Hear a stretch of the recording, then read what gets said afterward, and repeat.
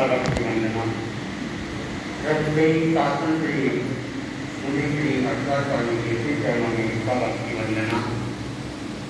अनुगत समिति से जुड़े हुए सदस्य प्रावधानिका समाज यह है जगने की बेला क्यों अब सोना चाहिए, हृदय को सोना चाहिए कि पावन होना चाहिए। यह है जगने की बेला क्यों अब सोना चाहिए। मानव तन रत्न मिला है, सचमुच सौभाग्य किरा है। मानव तन रत्न मिला है, सचमुच सौभाग्य किरा है।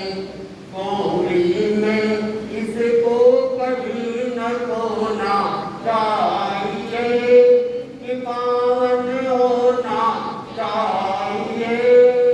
यह है जगने की बेला क्यों अब सोना चाहिए।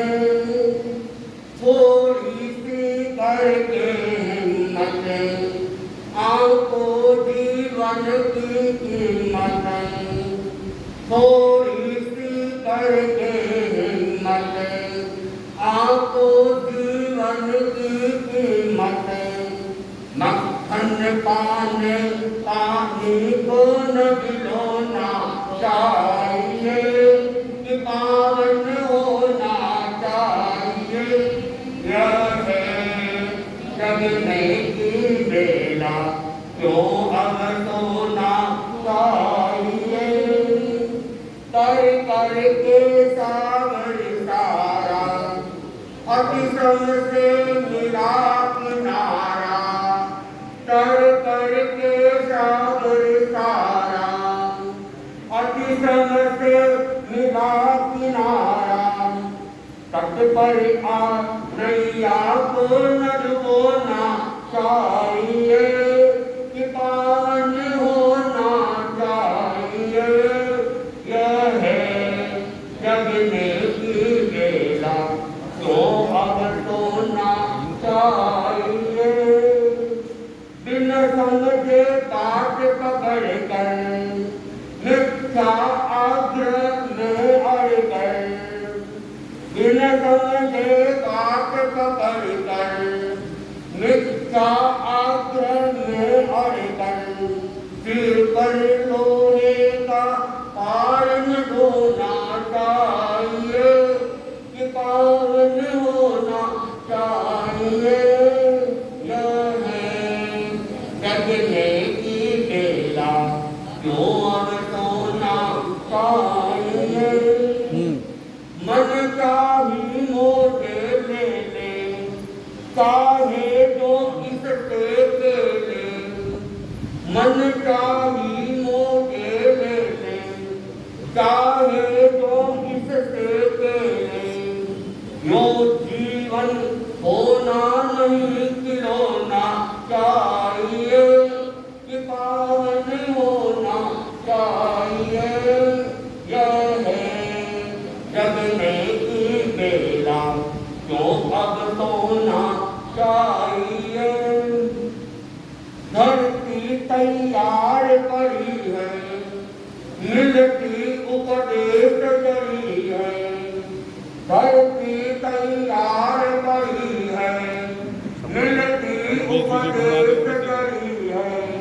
संयम का बीज यहाँ पर बोना चाहिए कि पावन होना चाहिए।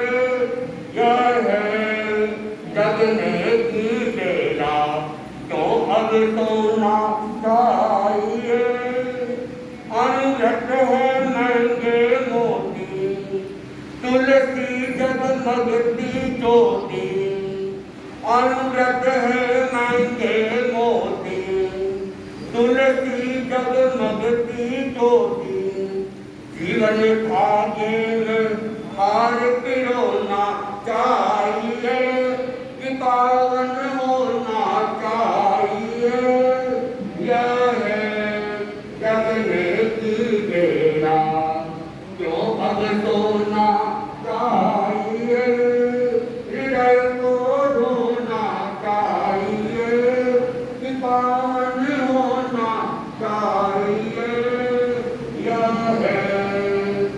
जगदेव की बेला, जो अब सोना चाहिए।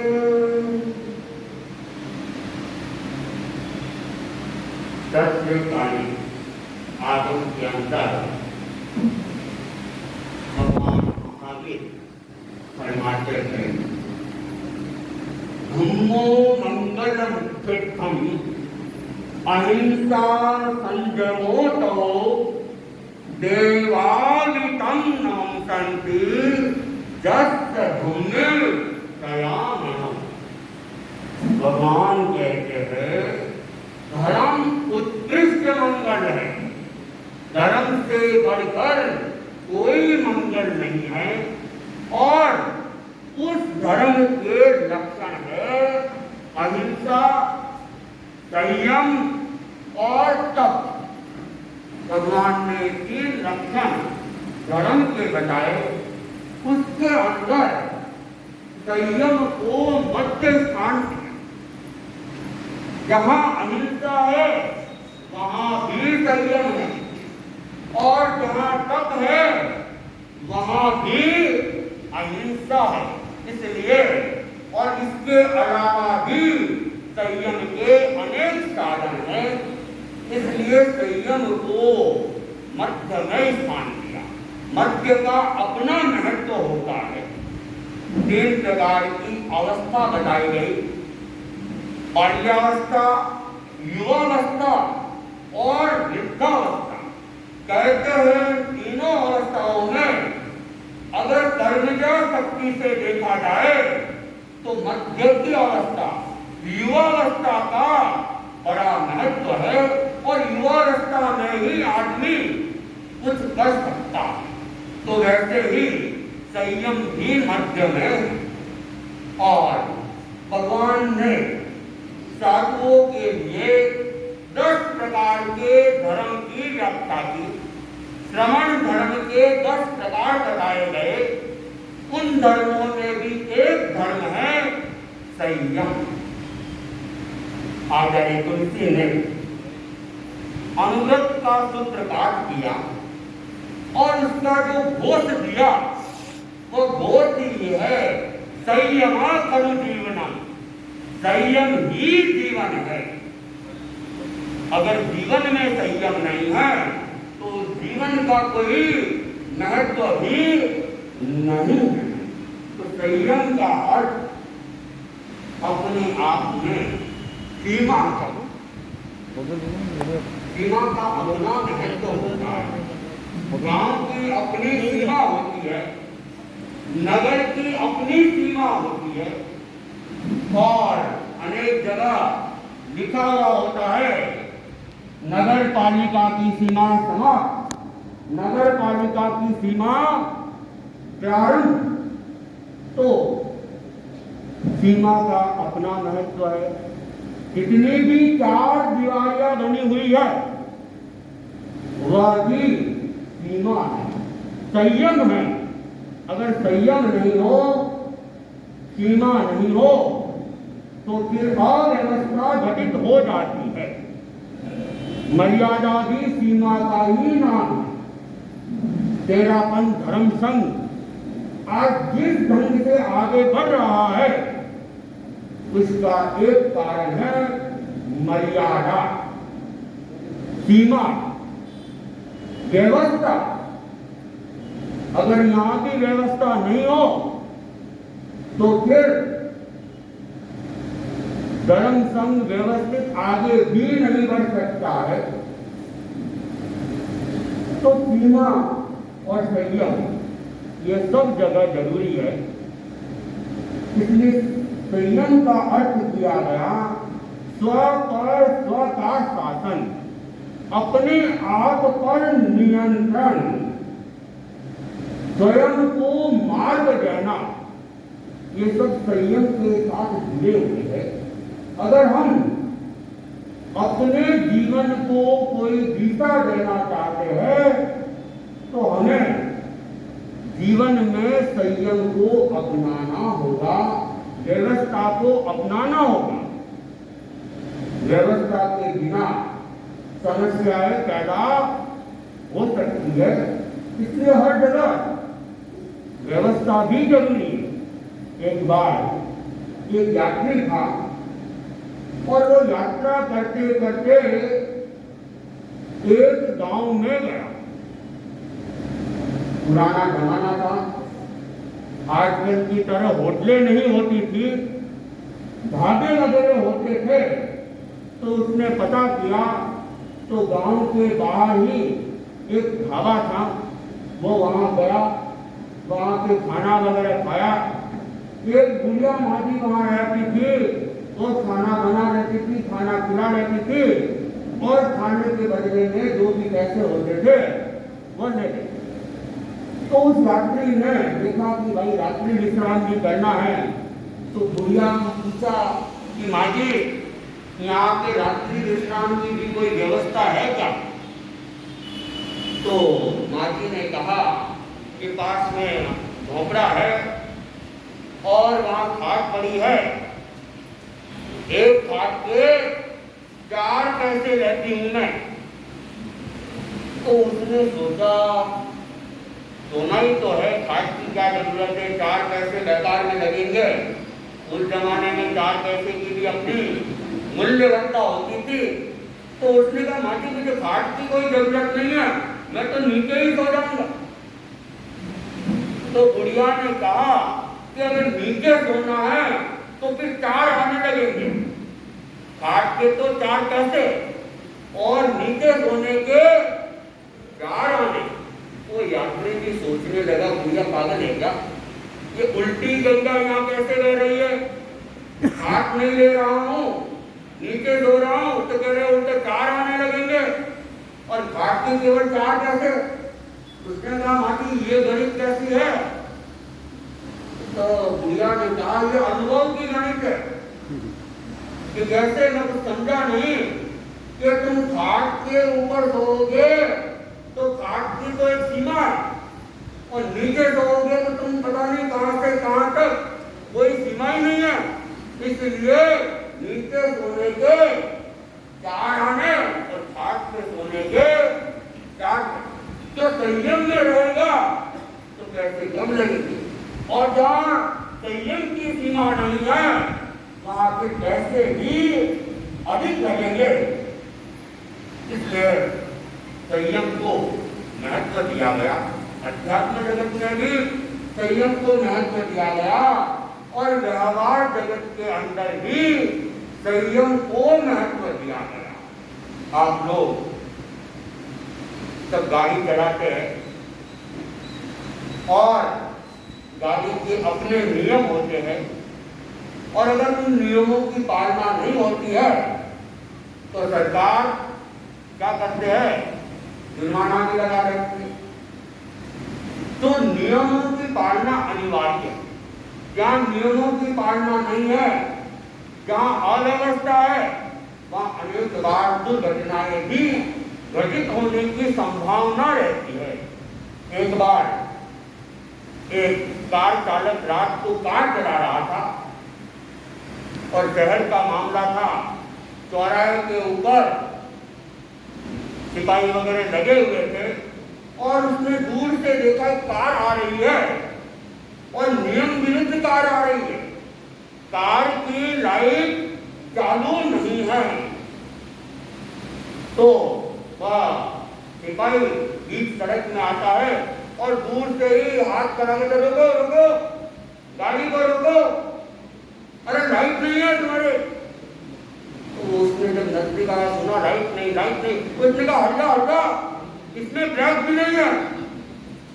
अब जिस गाड़ी में लाइट नहीं हो और जिस गाड़ी में ब्रेक नहीं हो, उस गाड़ी में चलने वाले चालक का क्या होगा कुछ कहा नहीं जा सकता। तो हम समझ सकते हैं कि ऐसा व्यक्ति मूर्ख भी होता है जो बिना लाइट और बिना ब्रेक की गाड़ी चलाता। लेकिन कहीं ये मूर्खता हम भी तो नहीं कर रहे हैं।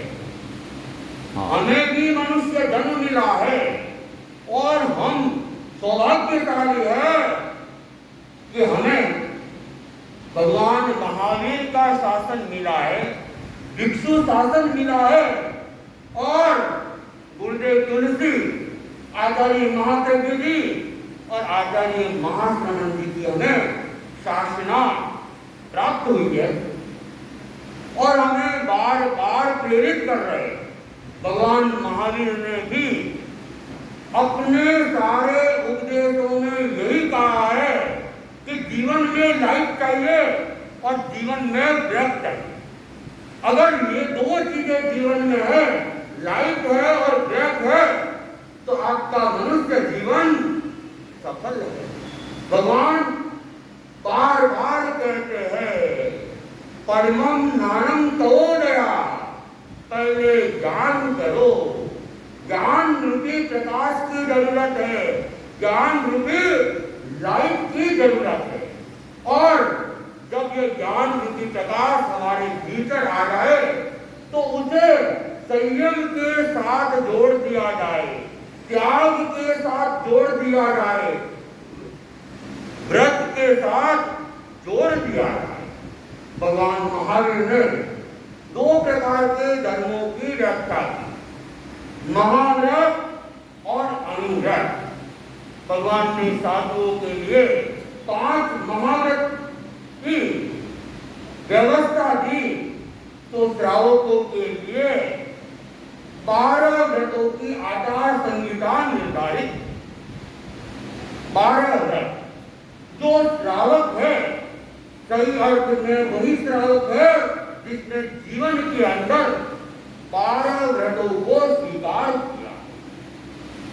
आचार्य तुलसी ने श्रावक की इसी आचार संहिता को सामने रखकर युग की स्थिति को देखा और युग को क्या अपेक्षा है, उन 12 व्रतों में से व्रतों का नामकरण परिवर्तित किया, उसे सरल भाषा में जनता के सामने रखा और एक असांप्रदायिक धर्म की व्याख्या।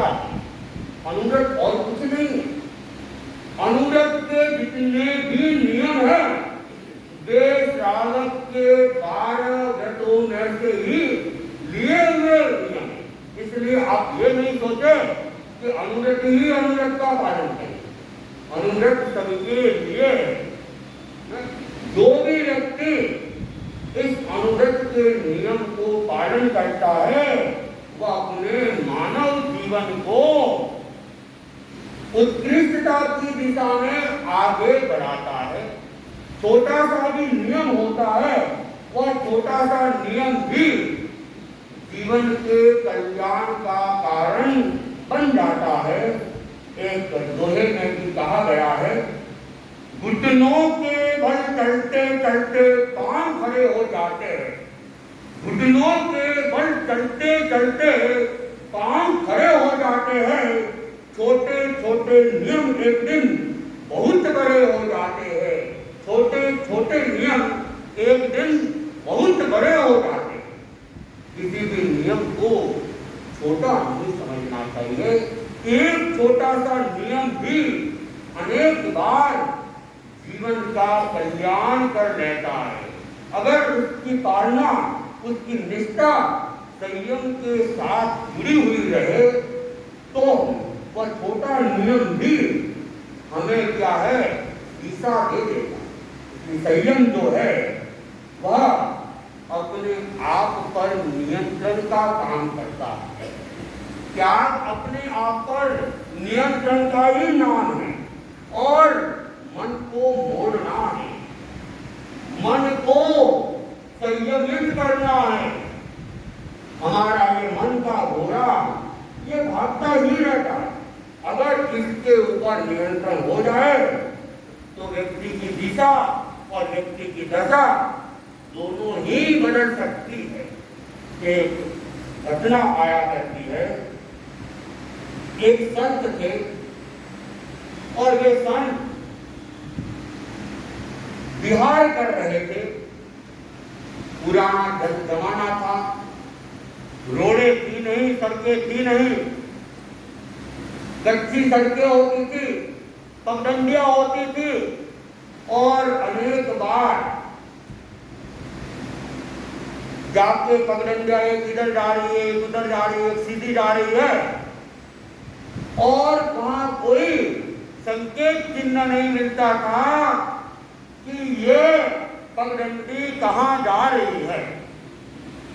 तो अनेक बार अगर जानकार साथ में नहीं हो तो भटकाव भी हो जाते हुए। हमारे साथ भी कई बार जब पगडंडियों के रास्ते से जाते तो उल्टी सीधी पगडंडी हाथ में जाती, फिर आगे जाके पता चलता कि ये तो ये रास्ता ही नहीं है, रास्ता ही आगे बंद है, वापस। तो ऐसा होता था। तो वो संत भी जब जा रहे थे, खेतों का रास्ता था, पगडंडियां भटक गए, भूल गए। तो वह खेत में किसान काम कर रहा था। उस किसान को मुनि जी ने पूछा, भाई अमुक गांव का मार्ग कौन सा? किसान भला आदमी था। अनेक बार भले आदमी नहीं जाते हैं और अनेक बार दुर्जन आदमी नहीं जाते। रास्ता पूछते हैं तो जानबूझ के उल्टे वाला रास्ता बता देते। ऐसे भी लोग होते जो मिथ्यात्वी होते हैं, नास्तिक होते हैं, या दूसरों को परेशान करने में आनंद आता है तो वे जानबूझकर गलत रास्ता भी बता देते। लेकिन वो किसान भला था और संतों को कहा, चलो मैं आपके साथ में चलता हूँ और आपको सही पगडंडी के ऊपर छोड़। वो किसान अपना काम छोड़ के संतों के साथ चला और जो सीधी पगडंडी थी वहां तक ले आया और कहा कि अब आप इस पगडंडी के ऊपर सीधे सीधे चलोगे, आपको अमुक गांव मिल जाएगा। संतों ने देखा किसान भला है और इसने मुझे मार्ग बताया है, तो मुझे भी इसे मार्ग बताना चाहिए। तो किसान को पूछा, किसान तुम क्या करते हो? उसने कहा, मैं तो खेती करता हूँ। तो खेती तो करते हो और भी कुछ धर्म ज्ञान वगैरह करते हो, जीवन में कोई त्याग प्रत्याख्यान करते हो, कोई नशा पत्ता तो नहीं है? तो उस किसान ने कहा कि नशा पत्ता तो मेरे कुछ भी नहीं है, रोटी का जरूर नशा है और कोई नशा नहीं है, और धर्म ज्ञान का तो मुझे कोई ज्ञान ही नहीं है। मैं तो खेत में आता हूँ, खेती करता हूँ, शाम को मेरा तो वैसा ही जीवन जा रहा है। आप कोई कृपा करा दो कि कोई छोटा सा सरल सा नियम पकड़ा दो, मैं उसकी पालना कर लूंगा और बहुत बड़ा नियम तो मेरे से पाला नहीं जाएगा।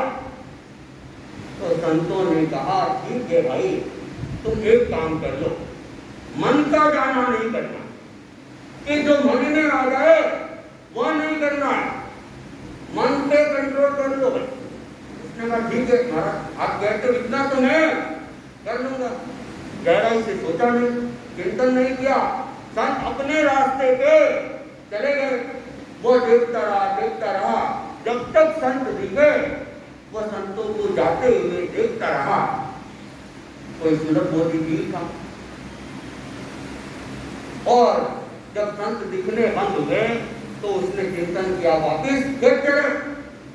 लेकिन ये तो मन में आ गया और मन का जाना करना नहीं है, अब तो तीर्थ में नहीं जा सकता हूँ। तो वह वहीं खड़ा रहा तो थकने लगा। तो उसने सोचा बैठ जाऊं, फिर सोचा बैठ भी नहीं सकता, ये तो मन में आ गया। अब खड़ा थक भी रहा था, प्यास लग गई, सामने नदी थी, उसने देखा पानी तो पी लो, लेकिन फिर सोचा ये भी मन में आ गया। अब मन में आए वो करना नहीं। दोपहर हो गई, घर वाली रोटी का आटा लेके आई, उसने देखा खेत में नहीं है, इधर उधर वो देख रही थी, किसान की नजरों में आ गई कि खाना आ गया, लेकिन वहां जा नहीं सकता। तो वो घरवाली भी इधर उधर देखते देखते उसकी भी नजर पड़ गई। वो आया, अरे यहाँ क्या करो? चलो खेत, खाना आ गया है, खाना खा लो। लेकिन खाना भी मन में आ गया, खाना भी नहीं खा सकते, वो कुछ भी नहीं, वो वहीं खड़ा रहा। तो पत्नी भी परेशान हो गई, और परेशान होकर वो तो रोटियां वहीं छोड़ के वो तो चली गई, लेकिन वो किसान वहीं खड़ा रहा। न वो चल रहा है, न बैठ रहा है, न खा रहा है, न पी रहा। लेकिन उसने कहा कि एक नियम लिया है, इसकी तो मुझे पालना करनी है, चाहे कुछ भी हो जाए, प्राण चले जाए पर प्रण नहीं जाएगा। इस चिंतन के साथ वो नियम की पालना करता रहा। कैसे 3 दिन तक वह वही खड़ा रहा, और खड़े खड़े वो वहां पहुंच गया जहां उसको पहुंचना चाहिए। उसको एक छोटा सा नियम, मन का जाना नहीं करना, मन पर नियंत्रण करके वह केवल ज्ञान तक की स्थिति तक पहुंच जाता है। तो नियम चाहे छोटा ही हो, लेकिन छोटा सा नियम भी आदमी को कहां से कहां ले जाता है। इसलिए कैसी भी परिस्थिति आ जाए, कठिन से कठिन परिस्थिति आ जाए, हम अपने नियमों से पीछे नहीं हटे। जीवन में जो संयम का नियम लिया है उसे हम स्वीकार करें। आज अनुग्रह समिति की ओर से हर मंगलवार को गुरुदेव के निर्देशानुसार संयम दिवस मनाया जा रहा है, क्योंकि आचार्य तुलसी ने जो अनुव्रत का सूत्रपाठ किया था उस दिन मंगलवार था। तो उसी दिन से उस दिन के उपलक्ष्य में आचार्य महासमन जी ने मंगलवार को संयम दिवस का निर्देश दिया है। तो हम इसकी पालना करें। संयम के कई नियम है जो अनुग्रह समिति वाले समय के बताएंगे। तो मेरे पास तो अब 1 मिनट का समय है, मैं पुस्तक के साथ अपनी बात को पूरी कर रहा हूँ। संयम ही जीवन है यदि कोई जीना जाने, संयम ही जीवन है यदि कोई जीना जाने, और संयम ही अमृत है यदि कोई पीना जाने। संयम ही सुई धागा है यदि कोई सीना जाने, संयम ही सुई धागा है यदि कोई सीना जाने। संयम ऊंचा महल है यदि कोई चढ़ना जाने, संयम ऊंचा महल है यदि कोई चढ़ना जाने। तो हम गुरु दृष्टि की आराधना करें, गुरु इंगित की आराधना करें। जो आज संयम दिवस केवल अनुगति समिति के साथ जो जुड़े हुए हैं उनके लिए ही नहीं है, अनुव्रत सबके लिए है, और संयम दिवस भी सबके लिए है। और ये चातुर्मास का समय चल रहा है, ये तो संयम का ही समय होता है। तो हम आज के दिन कोई न कोई छोटा सा ही नियम से व्रत की पालना करें, और अपने आप को, और जो 3 नियम बताए उसमें 1 घंटा मौन, ये तो कम से कम सभी व्यक्ति करने का प्रयास करें। इसके अलावा भी कोई न कोई जीवन में व्रत धारण करने की कोशिश करेंगे। इसी भावनाओं के साथ ओम अर्पण।